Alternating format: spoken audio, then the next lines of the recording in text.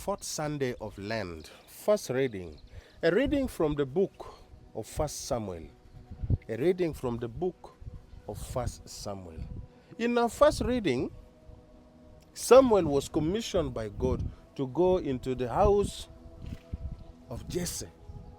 For the Lord said, I have found myself a king. So go into the house of Jesse. Upon their arrival, Samuel ordered Jesse to bring forward his men, the 7 boys. The 7 brothers were brought forward. And each of the seven were not pleasing in the eyes of the Lord. And the Lord kept telling Samuel that not this one, not this one, not this one, until all the 7 were examined. And Samuel was disappointed. And Samuel asked Jesse, are all your sons here? And Samuel and Jesse said, yes, but there is that one who is looking after the animals, was taking care of the flocks. And Samuel said, immediately, I will not sit down unless he's brought forward. And David was finally brought forward. And Samuel was very excited and happy. And the Lord told Samuel that he is the one. He is the one. Samuel was told by God that do not look at the appearance or stature, for the Lord does not see the way human beings sees. Human beings, their focus is rested on the appearance and the stature. But the Lord looks straight into the human heart. And Samuel anointed David as king of Israel. David became king, and the Spirit of the Lord was upon him. The Spirit of the Lord was upon him. All forms of vocations comes from God.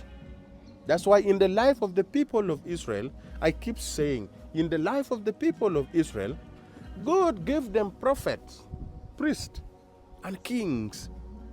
God gave them priests, prophets, and kings. Vocation to become the servant of the Lord comes from the Lord. All vocation stems from the Lord. Nobody calls himself into this life, becoming a brother, becoming a sister, becoming a priest. Nobody. Priesthood, the faculty of priesthood is a divine office.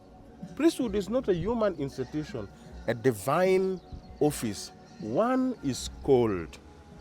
One is called, and one is prepared, and one is anointed. One is given the faculty of ordination. Nobody calls himself, nobody forges to become a priest unless the person is called. In the society today, we have priests, we have sisters, we have brothers. But the way we look at them, from the general perspective, people's understanding, so and so would have not become a priest, a brother or sister, but the person is a priest. The person is a priest. He has been called, he has been prepared, he has been given the faculty. That's why he is able to celebrate Mass. God looks at the heart, not at the appearance. Not at the appearance. And this story teaches us a number of lessons. One, we need to be very, very careful with the people that are under our roof. The children of the poor, the orphans, the way we treat them. Sometimes we prefer all the good things of life to be for our biological sons and daughters. The same thing happens to Jesse. He thought in his mind, that the grace was going to fall on the 7, one of the 7s. But God said, no, none of this is worthy. None of this is worthy. Until they had to call that one that was abandoned, that was taking care of the flocks in the wilderness. Grace of God locates us wherever we are. Graces of God locates us wherever we are. Let us be humble. In this life, let us be humble. You want the good things of life to come your way for your children? What about these sons and daughters under your roof? You have brought that little girl long time ago from the village to come and babysit your children. 1, 2, 3, 4, 5, 6. What have you prepared for this poor soul, for somebody's daughter? Nothing. All your children, they have graduated. But this one here, who came a long time to look after your children, what have you prepared? Oh, what are you preparing for this maid who has been in your house for a very long time? We only prefer good things of life to ourselves.